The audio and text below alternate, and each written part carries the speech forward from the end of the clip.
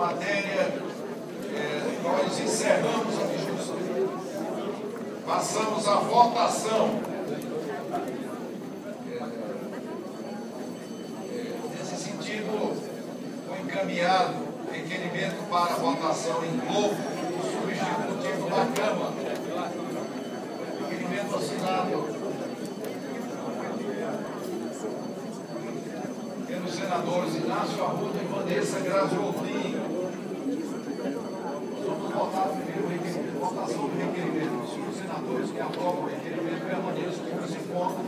Aprovado o requerimento.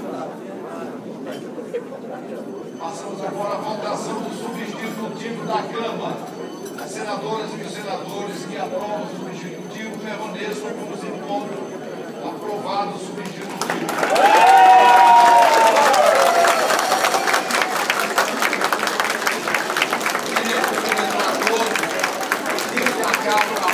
Todos os senadores, de todos os líderes, repetiu o escolhido aqui pela senadora Vanessa, a votação dessa matéria é, sobretudo, uma vitória dos farmacêuticos de todo o Brasil.